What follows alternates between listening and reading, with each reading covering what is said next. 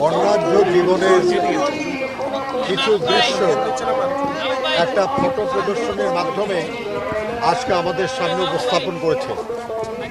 আমরা তাদেরকে আন্তরিক ধন্যবাদ জানাই যে তারা আমাদের নেত্রী, বাংলাদেশের গণমানুষের নেত্রী, গণতন্ত্রের মাতা বেগম খালেদা জিয়াকে জনগণের সামনে উপস্থাপন চমৎকারভাবে উপস্থাপন করার একটা উদ্যোগ নিয়েছে। এইসব ফটোর মাধ্যমে তার জীবনের অনেক গুরুত্বপূর্ণ কথা বলার সুযোগ হয়েছে।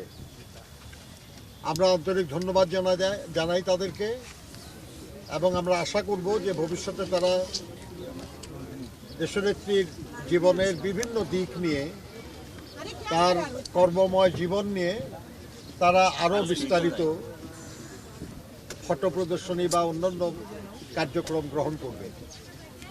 Bogura media and cultural society একটা বিজলি কেবলস এর স্কিন কোটেড ইনসুলেশন আগুন প্রতিরোধী। বিজলি কেবলস, নিরাপদ আজীবন। মানে অনেক যোগ্য মানুষের সমন্বয়ে গঠিত একটা সংগঠন। এই সংগঠন ইতিমধ্যে অনেক কাজ করেছে, আগামী দিনে আরও গুরুত্বপূর্ণ কাজ করবে, এটা আমাদের প্রত্যাশা।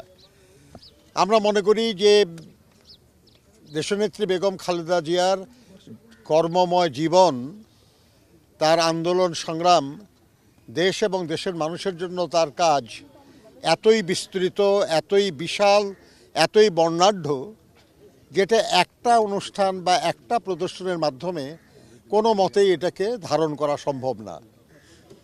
কাজে ইচ্ছা করলে আমাদের এই সোসাইটি তারা তার আন্দোলন সংগ্রামের উপর, তার রাষ্ট্র পরিচালনার উপর, তার উন্নয়নমূলক কার্যক্রমের উপর এবং তার জীবনের আনন্দ বেদনার উপর তারা আলাদা আলাদা প্রদর্শনের আয়োজন করতে পারে, যেটা জনগণের কাছে খুবই গ্রহণযোগ্য হবে।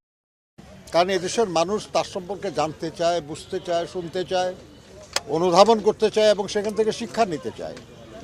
যে মানুষটার জানা যায় এত মানুষের সমাগম হয়েছে, যেটা বিশ্বের প্রধান জানাজাগুলির অন্যতম হয়ে গেছে।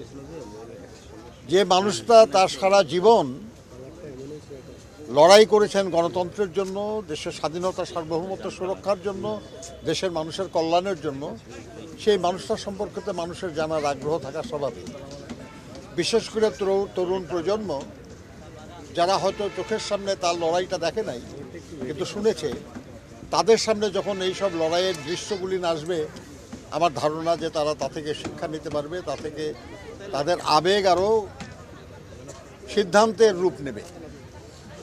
এই জন্য আমি তাদেরকে অনুরোধ করব তারা এই ব্যাপারে ভাবতে পারেন।